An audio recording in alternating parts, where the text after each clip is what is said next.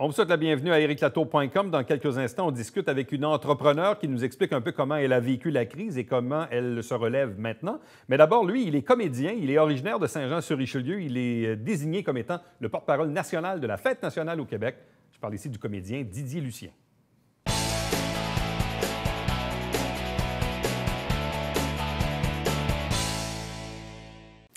Il y a quelques jours, on a appris une formidable nouvelle. Moi, j'étais assis devant mon bureau, dans mon sous-sol, parce que c'est un peu notre réalité depuis les dernières semaines. Et là, je vois le communiqué de presse national de la Fête nationale du Québec. Et là, on comprend que cette année, il n'y aura pas des spectacles comme on est habitué, que ce soit à Saint-Jean ou partout au Québec.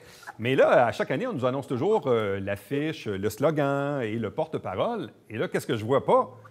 Le comédien originaire de Saint-Jean-sur-Richelieu, Didier Lucien, a été choisi comme porte-parole de la Fête nationale au Grand Québec. Il est avec nous aujourd'hui. Salutations, Didier, ça va bien?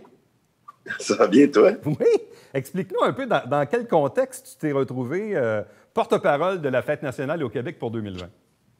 Bien, c'était bien simple. J'ai vraiment reçu un appel que je ne comprenais pas. Je pensais qu'il s'était trompé de personne. Puis, on m'a offert le truc. Alors, écoute, c'était une surprise et c'était un honneur en même temps. Alors, j'ai dit oui. Je ne pensais pas que ça m'arriverait dans ma vie. Donc, c'est pas quelque chose à laquelle tu avais pensé. Tu t'es dit un jour, ils vont m'appeler pour être porte-parole de la Fête nationale. C'est pas quelque chose qui était sur ton écran radar, là.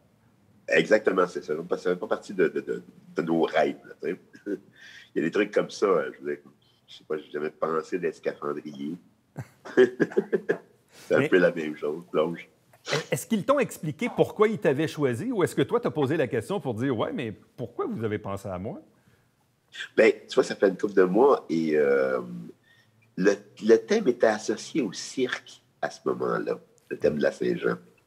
Et moi, j'enseigne à l'école de cirque, je fais de la mise en scène pour le cirque aussi. Et il y avait quelque chose là où ils voulaient quelque chose de vraiment festif, pas de clownesque, mais ou quelque chose où le cycle du bonheur. Voilà, quelque chose comme ça, on n'a pas eu le temps de développer. On n'a jamais pu se voir en personne. Et ce choix-là, il s'est fait avant la pandémie ou au début même de la crise? Avant la pandémie. OK. Avant la pandémie. Oui, c'est ça. Fait que... Ouais, je me souviens pas bien, mais il n'y avait rien qui allait prédire qu'on allait vivre tout ça. T'sais. Fait qu'à mesure que ça avançait, j'avais des nouvelles. Au début, je pensais que ça n'aurait pas lieu, mais finalement, une fête, ça ne se déplace pas. Alors, ils ont décidé de garder ça puis de trouver des nouvelles formules. Fait que j'ai l'information qu'on goûte à mesure, tranquillement. Bon, c'est une fête nationale un peu particulière parce que, comme je le disais en introduction, il n'y a pas de rassemblement, donc il n'y a pas vraiment de spectacle. Bon, il va peut-être avoir des trucs à la télé, mais ça va, ou encore des artistes qui vont faire des directs sur les médias sociaux. Puis je sais qu'on essaie de fêter autrement, mais disons que c'est une fête nationale un peu particulière cette année, là. Mais c'est la 186e édition et c'est la première fois qu'il n'y a pas de rassemblement public extérieur. Tu sais, la fête nationale, c'est quoi? C'est à peu près 700 fêtes à travers le Québec. Et là, cette année, c'est pas ça du tout. Fait que c'est une fête où on est séparés, mais ensemble. Bon, hey, parle-moi de toi un peu. Évidemment, on t'a vu beaucoup à la télé, dans une certaine série, dans une certaine galaxie, pendant plusieurs années, plusieurs saisons. Mais la carrière de comédien se porte comment? Tu disais tantôt, tu fais des trucs avec le Cirque du Soleil. En fait, tu enseignes le cirque, je veux dire. Mais bref, explique-nous un peu là, ce que tu fais ces dernières années dans ton boulot de comédien ou de metteur en scène. Là. Bien, wow! Disons que je joue dans plusieurs trucs comme pas en même temps, c'est étrange. Tout mon horaire est parsemé de théâtre, de télé, de cinéma. Attends, il y a quelqu'un qui essaie de m'appeler. Ça, c'est des choses qui arrivent. Mais ça, voilà. C'est les joies de la vidéo. Voilà, on te retrouve. Oui, c'est ça. Oui, c'est ça. Fait que au théâtre, je faisais de la mise en scène aussi. Je faisais un show justement avec Stéphane Crête, avec qui on a commencé à faire du théâtre à Saint-Jean. Et ça, c'est annulé. J'ai quelques trucs qui sont annulés, mais qui sont reportés, en fait. Ouais. Le problème, c'est que tout ce que ça engendre, c'est que ça va être un par-dessus l'autre.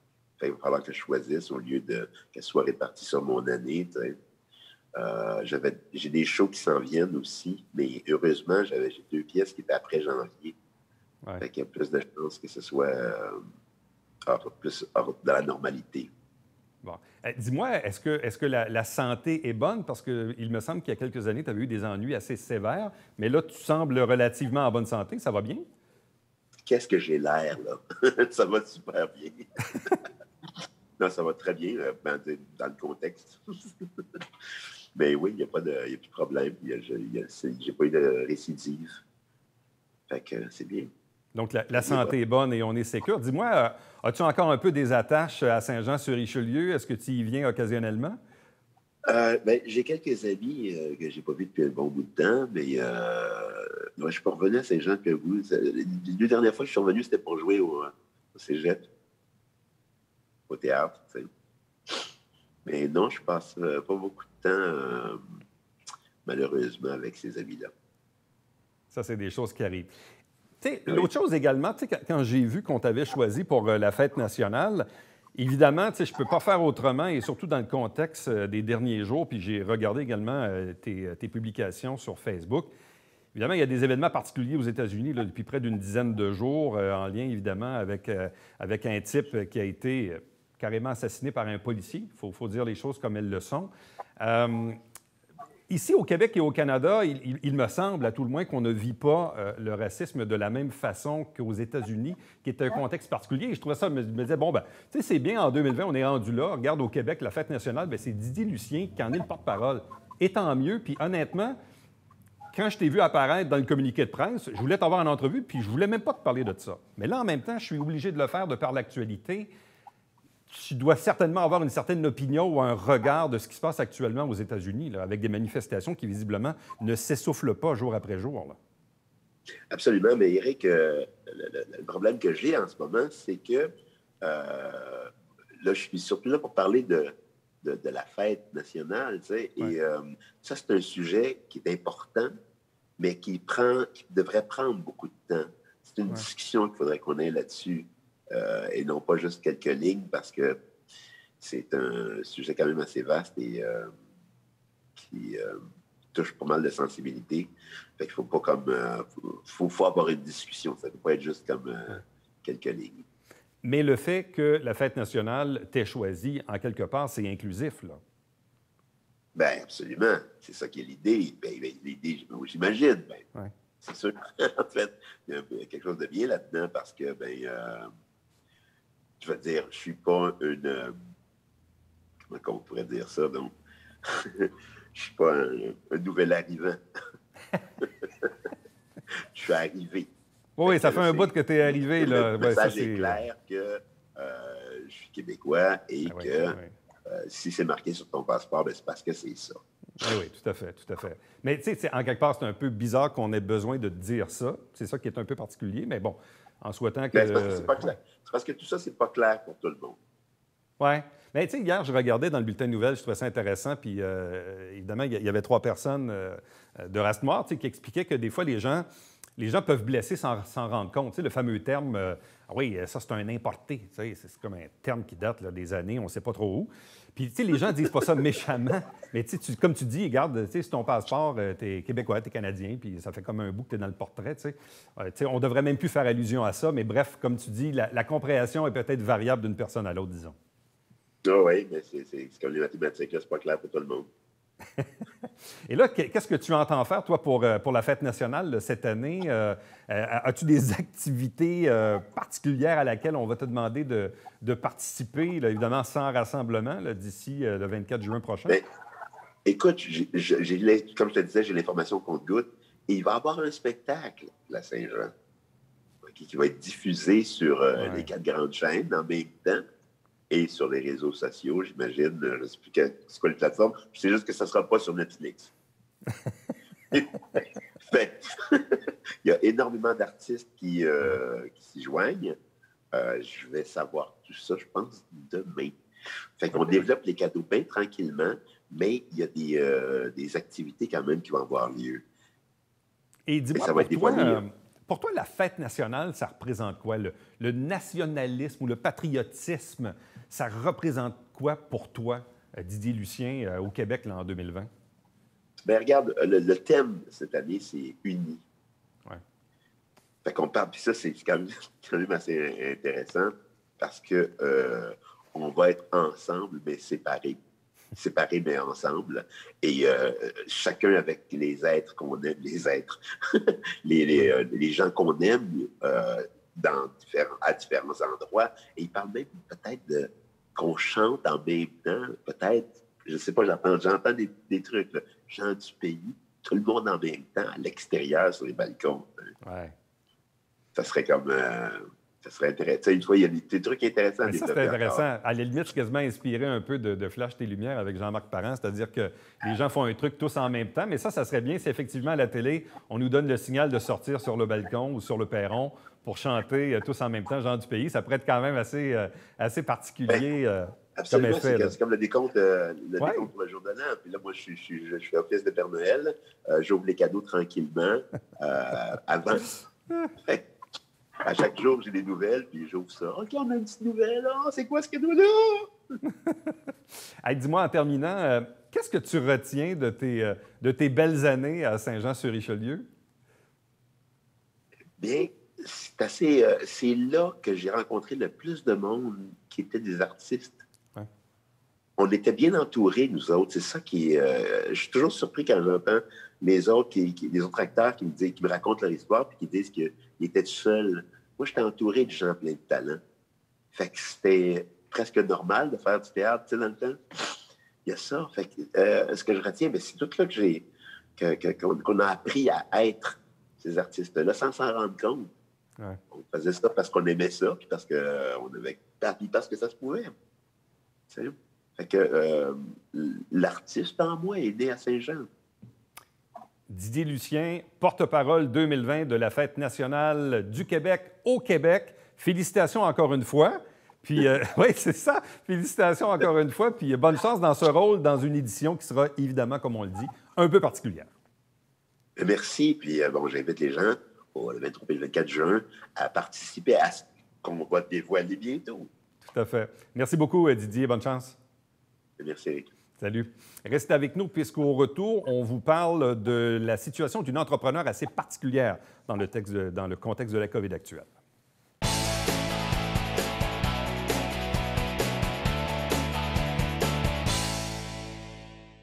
Mesdames et messieurs, bonjour et bienvenue à La Justice entre nous. Mon nom est Serge.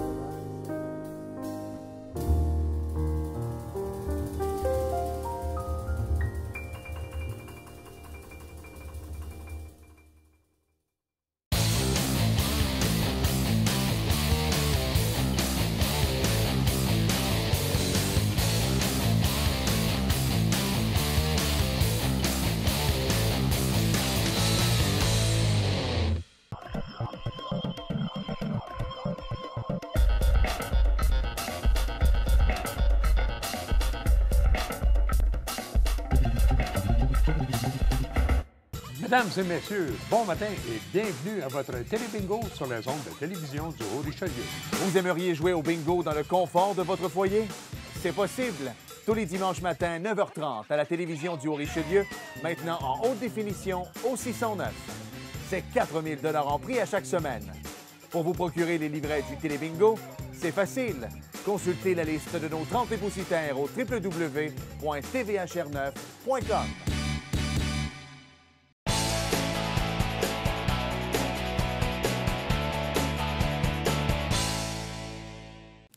On le dit souvent, il faut se réinventer, faire autrement.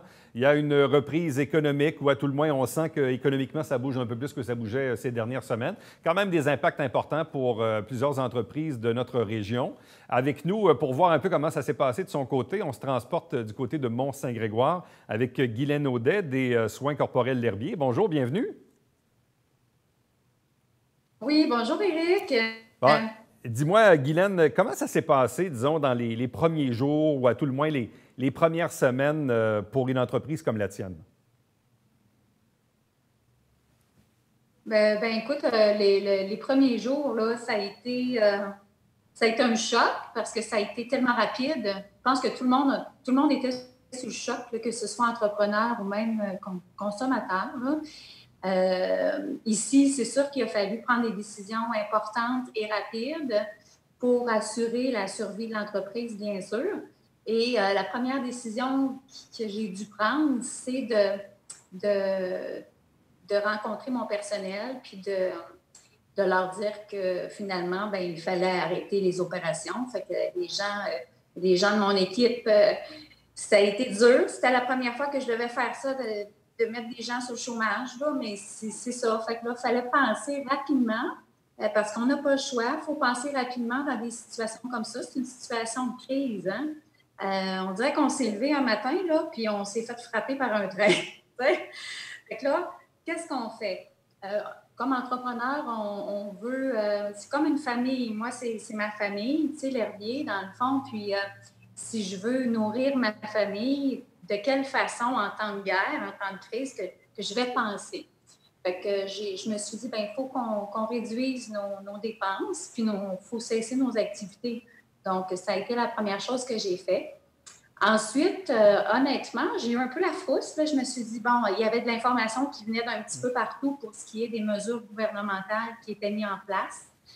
On a eu du bon support d'organismes de la région, dont NextDev, que je voudrais d'ailleurs souligner, la Chambre de commerce. On a eu beaucoup d'informations et d'aide de la part de ces organismes-là qui m'ont permis de prendre aussi des meilleures décisions, puis d'avoir des informations concernant l'aide gouvernementale qui est offerte pour les entreprises. Fait que oui, la mise à pied du personnel. Ensuite, on s'informe qu'est-ce qu'on peut faire à court terme pour survivre, parce qu'il n'y a plus de revenus qui rentrent, là. C'est ça. Fait que là, à partir de là, oui, les mesures, des subventions, il y a eu un prêt, subvention aussi pour les salaires. Puis avec ça, bien, une bonne gestion, une saine gestion des dépenses. Et là, tu t'es dit, bon, là, je suis tout seul dans ma boutique, donc je vais me mettre à faire du désinfectant, ça va être pratique. Hey, ça, là, toute une histoire. Parce qu'on s'entend que les désinfectants, ça a été un court moment. Ouais. Il y a eu vite des pénuries d'éthanol, d'alcool. Donc, ça n'a pas été la solution, je te dirais, là, de survivance. Là. À court terme, on a pu desservir plusieurs personnes quand même en gel désinfectant, mais rapidement, on s'est rendu compte qu'on avait des problèmes d'approvisionnement. Ouais. Ce n'était pas notre spécialisation non plus. Hein? On n'est pas un énorme laboratoire. Je travaillais avec un labo qui, même, eux, avaient des pénuries d'alcool. Fait que moi, je ne me suis pas juste concentrée là-dessus parce qu'il fallait préparer notre reprise aussi. Ouais. Tu sais, parce que, honnêtement, c'est un produit, le désinfectant. Les masques, c'est un autre beau produit, oui. Mais on s'entend que le cœur de notre entreprise ici, c'est de fabriquer des produits de soins pour les massothérapeutes, les centres de santé, pour monsieur et madame tout le monde. Et curieusement et heureusement, c'est pas curieux, mais heureusement, on avait fait un virage numérique, donc les gens pouvaient quand même acheter en ligne nos produits. Et on a desservi la population en beaucoup de savon pour le lavage des mains et de crèmes réparatrices dues aux dommages que le gel désinfectant engendre en ce moment au niveau des mains.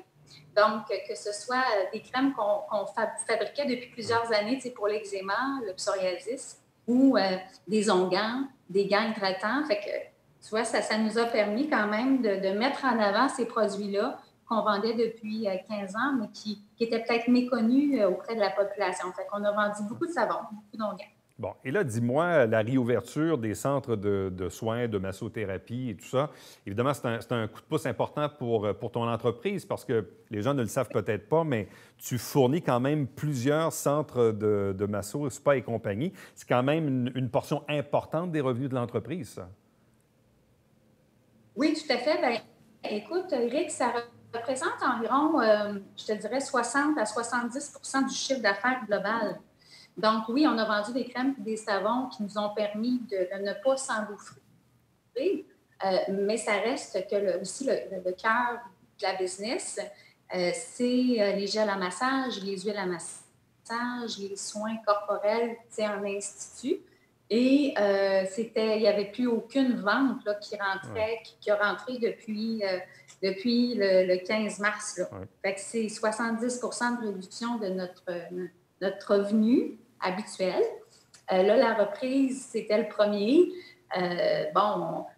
On est content de ça, mais ça reste la réalité. Les massothérapeutes doivent aussi prendre les mesures sanitaires, les équipements, les masques. Écoute, ils sont habillés là, en astronaute pour vous masser. Là, fait que, est-ce qu'on va en perdre? Sûrement qu'il y a des massos qui voudront pas travailler dans ces conditions-là. Puis peut-être qu'il y a des clients aussi qui vont être froids à l'idée d'aller se faire masser. Donc, ça va être à surveiller pour la reprise des activités. Puis le chiffre d'affaires aussi va être à surveiller, là. Bon. Est-ce que tu sens quand même une certaine reprise des activités? Bon, là, les massos viennent à peine de rouvrir, mais à un certain moment, ils vont devoir commander du nouveau matériel, donc des nouvelles huiles et tout ça. Oui. Les gens qui passent un peu à la boutique, le commerce en ligne. Bref, est-ce que tu sens quand même que c'est plus positif aujourd'hui que ça ne l'était il y a quelques semaines, là? Ah oui, c'est clair. C'est clair. Puis, tu vois que juste cette semaine, on a vendu beaucoup de gel à massage. D'ailleurs, c'est ça, on fait les gels à massage, mais on a aussi les massos se rééquipaient en produits sanitaires, comme on a ici un désinfectant pour les surfaces, là. Tout ce qui est poignée de porte, mobilier. Cette semaine, ce qui se passait, c'était les désinfectants pour les surfaces, c'était les gels à massage, c'était les draps. Il y avait besoin de se réacheter des draps. Fait que oui, cette semaine, ça a été une très, très belle semaine. On était contents aussi de retrouver notre clientèle, là. Ça fait vraiment du bien. Est-ce que tu es maintenant à l'étape de commencer à rappeler du personnel ou ça va se faire bientôt ou prochainement? Oui, on a déjà, écoute, nous, on est une entreprise fabricante. Hein? Donc, si on ne fabrique pas de produits, on n'a aucun produit à vendre. Ouais. Donc, il faut planifier cette production-là. Et pendant 2 mois et demi, notre production a été arrêtée. Donc, nos inventaires étaient très bas, hein? Très, très bas. Et pour la reprise des activités, il a fallu faire une gestion saine de cette reprise-là. Et avec les subventions salariales au niveau du gouvernement, ça nous permet de réintégrer nos employés d'une façon sécuritaire, efficiente. Et ça, heureusement que c'est là. Ensuite, l'approvisionnement des matières premières, c'est un casse-tête.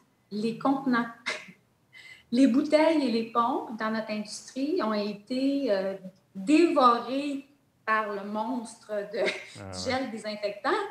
Et on n'a plus accès, comme avant, à ces contenants-là et à ces pompes-là. Donc, on a de la difficulté par rapport aux approvisionnements. Et les matières premières aussi sont difficiles à aller chercher parce que tout le monde a été arrêté. Donc, comme fabricant, on a vraiment beaucoup d'enjeux, c'est-à-dire la bonne planification saine de réintégrer les employés en production, de quelle façon, les achats de matières premières et de contenants. Et tout ça, mettre en place les mesures qu'on doit mettre en place, ça fait beaucoup de choses. C'est quoi les impacts, je dirais? Bon, les impacts économiques, on les comprend, on les connaît, mais même à la limite, les impacts un peu psychologiques de tout ça, parce que quand on est une entrepreneur, oui, on vit des hauts et des bas, des victoires, des défaites, essais, erreurs. Là, c'est une crise particulière. On met 5, 10, 15 ans de notre vie à bâtir une entreprise. Puis là, on se dit, ça n'a pas de bon sens qu'en l'espace de quelques semaines, je risque de tout perdre. Là. Comment as-tu vécu, toi, ces dernières semaines-là, sur le plan personnel? Là? Écoute, c'est une très bonne question, Eric, parce qu'on est des humains, hein? Ouais. Et puis, honnêtement, je te dirais que, dans le fond de moi-même, j'ai toujours été une entrepreneur. Fait que être une entrepreneur, c'est prendre des risques. Il faut avoir une bonne capacité de résistance aussi aux risques. Adaptation. Et je pense qu'en temps de guerre, c'est là qu'on va voir quels sont, je ne veux pas dire les vrais entrepreneurs, je n'aime pas ça dire ça, là, mais on est vraiment dans un esprit quasiment de survie. Il faut être très débrouillard. Puis moi, personnellement, je te dirais qu'au début, j'ai vécu de l'anxiété, du stress, je pense, comme pour plusieurs. Mais vite, mon instinct d'entrepreneur a pris le dessus. Puis moi, c'était, je veux sauver ma famille. Ouais. Je veux vraiment sauver ma famille. Je veux nourrir ma famille avant de nourrir les autres familles. Puis je veux que cette entreprise-là continue. C'est clair. Ouais. Puis je vais tout faire. Puis ce n'est pas un problème de mauvaise gestion en ce moment, il faut se le dire. Je parlais avec ma directrice de compte, puis elle a dit, Guylaine, elle dit, s'il y a des entreprises qui ferment ou font faillite, c'est pas nécessairement qu'on est un mauvais entrepreneur, mais c'est des circonstances exceptionnelles. Puis les prochaines semaines, puis les prochains mois vont être, ça va être déterminant. Déterminant. Oui. Et moi, je crois qu'il ne faut pas hésiter à demander de l'aide. Ouais. Il y a des centres d'aide aux entreprises, il y a des chambres de commerce, il y a des mentors, il y a du coaching. Allons chercher de l'aide. Il ne faut pas s'isoler le moins possible et la communication avec l'équipe aussi.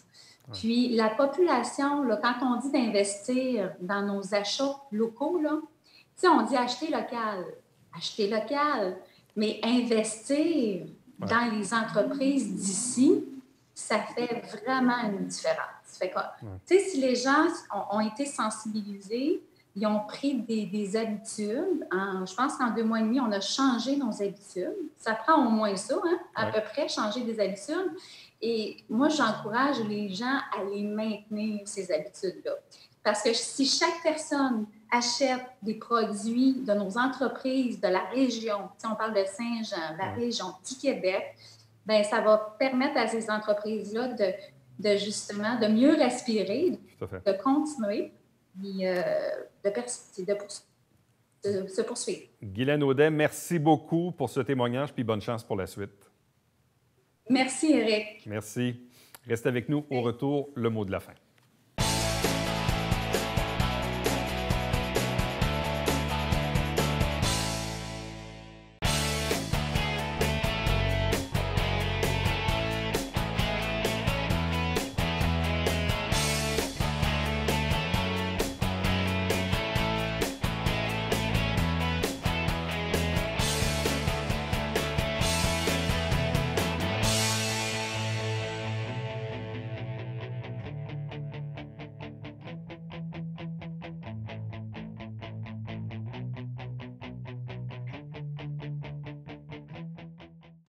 Vigie-Chambly va reprendre la patrouille sur les pistes cyclables dans les prochains jours, en fait, et pour les prochaines semaines. Donc, ça va reprendre.